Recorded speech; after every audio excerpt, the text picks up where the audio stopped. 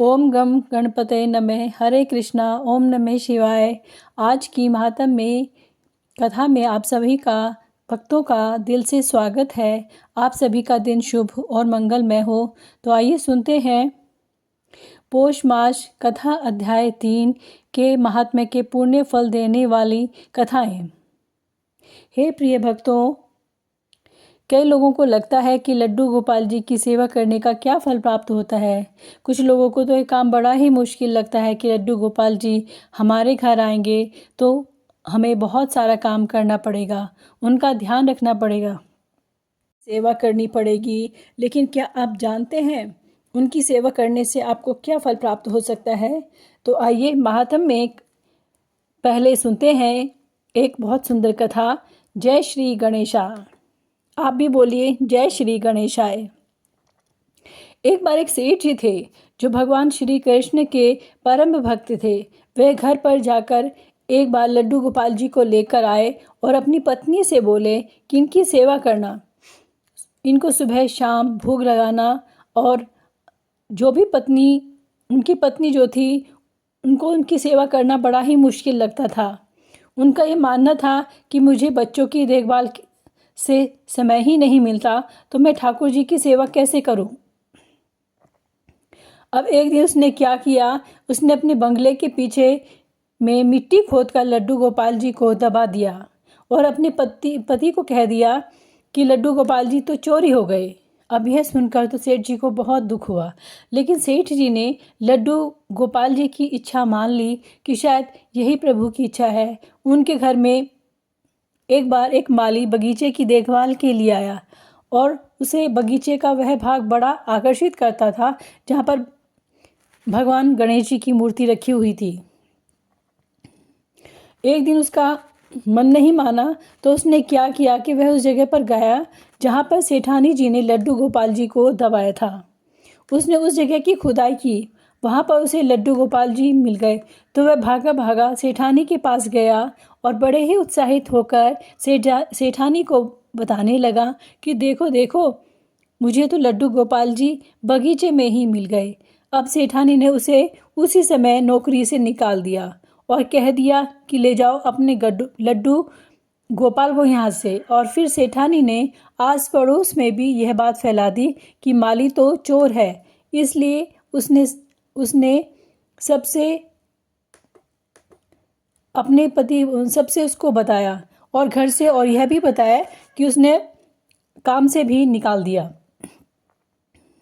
अब सेठानी के मन में था कि कहीं माली बगीचे में से ठाकुर जी मिलने की बात उसके पति को ना बता दे, इसलिए उसने यह सारा षड्यंत्र रचा था। अब माली तो मायूस होकर अपने घर चला गया और अपने पत्नी को लड्डू गोपाल सौंपकर रोने लगा। पत्नी ने कहा कि आप रो क्यों रहे हो? यह तो बहुत अच्छी बात है कि लड्डू गोपाल जी को घर लेकर आए हो। माली ने फिर सारी बात अपनी पत्नी को बताई कि कैसे लड्डू गोपाल के मिलते ही उसकी नौकरी चली गई। फिर पत्नी ने अपने पति को समझाया कि कहा कि प्रभु पर विश्वास रखो, इसमें भी उन्होंने कुछ अच्छा ही सोचा होगा। अब इसके बाद माली की पत्नी ने ठाकुर जी को साफ किया, उन्हें स्नान करवाया और उन्हें घर के मंदिर में स्थापित किया। फिर उन्हें भोग लगाया। जो मिट्टी ठाकुर जी को साफ करने के बाद मिली थी, उसने अपने पति से पूछा कि इस मिट्टी का क्या करूं?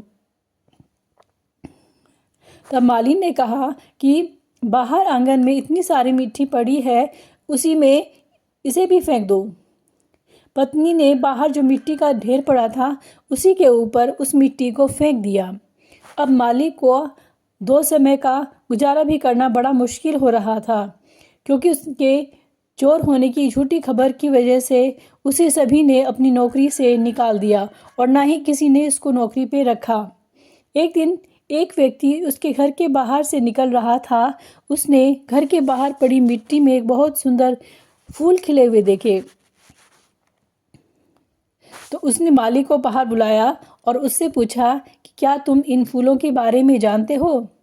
तब माली ने कहा कि मैंने ये पुष्प खिलने से पहले कभी नहीं देखे थे और मुझे तो इन फूलों के बारे में कोई जानकारी नहीं है। फिर उस व्यक्ति ने बताया कि यह एक खास किस्म का फूल है जो कि बाज़ार में बहुत महंगे दाम पर बिकते हैं। माली ने जब फूल के बारे में जानकारी इकट्ठी की तो उस व्यक्ति की बात सच निकली कि वह फूल खास किस्म के थे और बड़े ही महंगे दाम पर बिकते थे। अब तो उसने उन फूलों की खेती बड़े पैमाने पर शुरू कर दी और कुछ ही समय में वह धनवान बन गया। उन दोनों पति पत्नी ने निश्चय किया कि ठाकुर जी की सेवा में कोई विघ्न न आए, इसीलिए हम बच्चा नहीं करेंगे और ठाकुर जी की सेवा में हम कोई कमी नहीं छोड़ेंगे और उन्हें अपने बच्चे की तरह ही पालेंगे। एक दिन उस माली के घर पर एक भिखारी भीख मांगने आया और माली ने उसे पहचान लिया। माली ने कहा, सेठानी जी, आप भीख क्यों मांग रही हो? फिर भिखारी ने कहा, मैं तुम्हें पहचान नहीं पाई माली। तो माली ने कहा, मैं वही माली हूँ जिसे आपने चोरी का झूठा इल्ज़ाम लगाकर नौकरी से निकाल दिया था। मैं आज तक इस बात से बड़ा परेशान हूँ कि आपने ऐसा क्यों किया था। तब सेठानी ने कहा कि मेरे पति की मृत्यु हो गई है और जिन बच्चों की देखभाल करने के लिए मैंने ठाकुर जी को मिट्टी में दबाया था, उन्होंने मुझे अपने घर से बाहर निकाल दिया है। अब मैं भीख मांगकर अपना गुजारा करती हूँ। मैंने तुम पर झूठा इल्ज़ाम इसलिए लगाया था कि कहीं बगीचे में से लड्डू गोपाल निकलने की बात तुम मेरे पति को ना बता दो। तब माली ने कहा, अब आप परेशान ना हो, आपकी सेवा मैं करूँगा, क्योंकि कारण चाहे जो भी हो, लेकिन आपकी वजह से ही मुझे लड्डू गोपाल जी मिले और उन्होंने मेरा ही जीवन बदल दिया है। जय श्री कृष्णा। हे प्रिय भक्तों, लड्डू गोपाल की सेवा कोई साधारण सेवा नहीं है, यह अद्भुत है और इसका कितना फल मिलता है ये हमें इस कथा से पता चलता है। तो आज की यह पौष मास महात्म्य अध्याय 3 की कथा यहाँ समाप्त होती है और आशा है आपको ये कथा बहुत अच्छी लगी होगी और ओम गणेशाय नमः कमेंट में ज़रूर लिखिएगा। धन्यवाद।